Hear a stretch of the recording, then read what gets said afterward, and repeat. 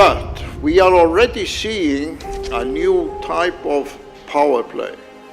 in the Arctic. I said yesterday in the first session with the new leaders of the Arctic Council, after the war in Ukraine, there was one elephant in the room. And since we are now in the country of the elephants, I pointed out there are now 2 elephants in the room. So India is now entering a very complicated geopolitical territory, where not only Russia and China are building alliances among themselves with respect to the Russian Arctic, but the new administration in Washington has thrown in dramatic proposals regarding the largest non-Russian territory in the Arctic, Greenland. As the preeminent diplomatic leader of India,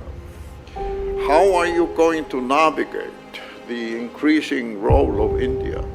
in this territory of new global power tensions between not only US and Russia, but also China, to some extent Europe as a whole? I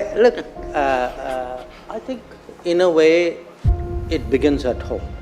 It begins at home to get people to understand that we have now reached a size and a stage where almost anything consequential that happens in any corner of the world matters to us. And if we are setting up a research station there, or if we have a policy, or a few years ago we passed legislation on Antarctic, but there is a larger importance to what is happening here, especially the Arctic. And in a interesting way, I think the controversies of the last few months, not just in India, I think it has brought out to the lay person the significance actually of the Arctic, write learnedly and talk learnedly about this today, which they wouldn't have done 6 months ago. So, in a paradoxical way, the shifting, the sharpness of the geopolitics and the geoeconomics actually has brought attention and created an awareness. Again, I put it to you that whatever we seek to do, or we hope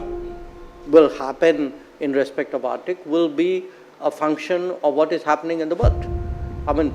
countries are not going to do one kind of diplomacy on every other issue and a different kind of diplomacy on Arctic, because you can't divorce the future of the Arctic debates